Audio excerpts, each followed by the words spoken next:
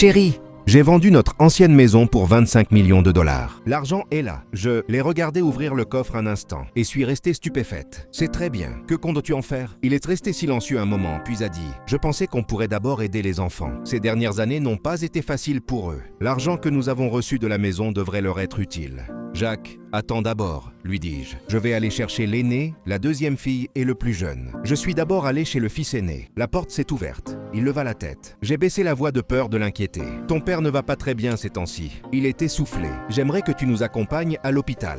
Il fronça les sourcils. Maintenant, le médecin dit qu'il est préférable d'examiner cela rapidement. Il a soupiré en regardant son téléphone. Je n'ai pas le temps. Vous pouvez encore marcher, n'est-ce pas? Attendez que ça soit vraiment grave. Mon cœur s'est serré. Mais on sait jamais. Maman ne te fait pas peur toute seule. La porte s'est doucement refermée devant moi. Je suis resté là un instant avant de redescendre lentement. Puis je suis allé chez la deuxième fille.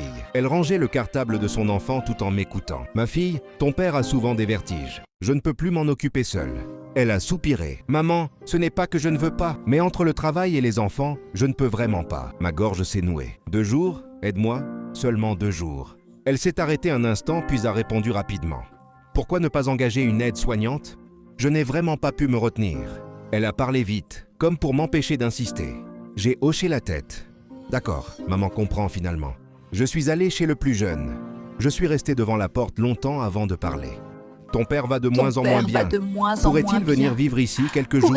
Il est resté silencieux un moment, évitant mon regard. Mon logement est petit et puis vivre avec des personnes âgées. Ce n'est pas pratique. Ma voix a tremblé. Mais toute seule? Il m'a interrompu. Maman, tout le monde a des difficultés. Il n'a rien ajouté. Moi non plus. Le soir à la maison, mon mari m'a demandé « Et les enfants? Tu n'es pas allé les chercher ?»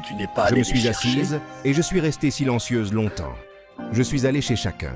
J'ai parlé doucement, mais je n'ai pas mentionné l'argent. J'ai seulement dit que ta santé était mauvaise et que je ne pouvais plus faire face seule. Il a baissé la tête sans mot dire.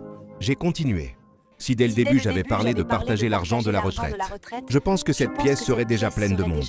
La maison était si calme qu'on pouvait entendre respirer. Alors gardons cet argent pour l'instant, dit-il. Demain, je leur dirai la vérité.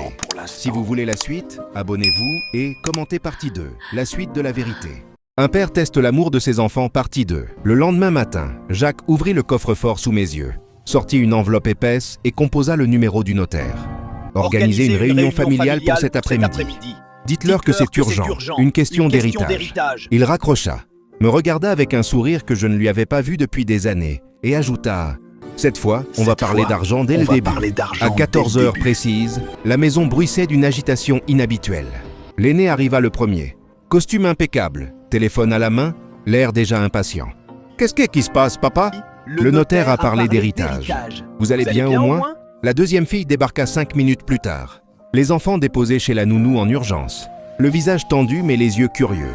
Le plus jeune ferma la marche, sac à dos sur l'épaule, prétextant qu'il avait annulé un rendez-vous important. Nous nous installâmes au salon. Jacques posa l'enveloppe sur la table basse. Le silence était lourd, presque électrique. Hier, votre mère est allée vous voir en prétendant que j'étais gravement malade. Commença-t-il d'une voix calme. Aucun de vous n'a pu trouver 2 jours pour nous aider. L'aîné rougit légèrement. La fille baissa les yeux. Le cadet se racla la gorge, mal à l'aise. Jacques ouvrit l'enveloppe et en sortit les documents de vente. Nous avons vendu la vieille maison familiale. 25 millions de dollars. L'argent est là, sur un compte commun avec votre mère. Nous avions prévu de vous en donner une part importante. Pour vous aider, pour vos enfants, pour vos projets. 3 paires d'yeux s'écarquillèrent. Un sourire timide naquit sur les lèvres de la fille. L'aîné se redressa, soudain attentif. Le plus jeune posa son téléphone.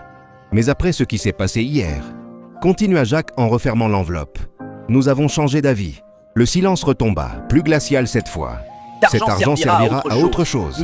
Nous allons créer une fondation pour les personnes âgées isolées, celles dont les enfants n'ont pas le temps. Nous engagerons des aides soignantes, nous financerons des logements adaptés, nous accompagnerons ceux qui, comme nous hier, se retrouvent seuls face à la maladie ou à la vieillesse. La fille ouvrit la bouche, mais aucun son n'en sortit. L'aîné bredouilla. « Papa, vous êtes sérieux ?» Jacques hocha la tête. « Très sérieux. Vous avez vos vies, vos contraintes, nous comprenons. Nous allons désormais consacrer cet argent à ceux qui n'ont plus personne. » Je pris la parole pour la première fois. Nous ne vous retirons rien par rancune. Nous avons simplement compris où était le vrai besoin. Ils partirent 1 heure plus tard, sans un mot de plus. La maison redevint silencieuse, mais cette fois d'un silence apaisé. Quelques mois plus tard, la fondation portait déjà secours à des dizaines de familles. Et nous vivions tranquilles, entourés de ceux qui avaient choisi de nous accompagner, non pour l'argent, mais parce qu'ils le voulaient vraiment. Moralité: l'amour véritable ne se mesure pas à l'intérêt qu'on porte au bien, mais à la présence qu'on offre dans les moments difficiles. L'argent attire les héritiers. La détresse révèle les enfants. Est-ce que les parents ont bien fait?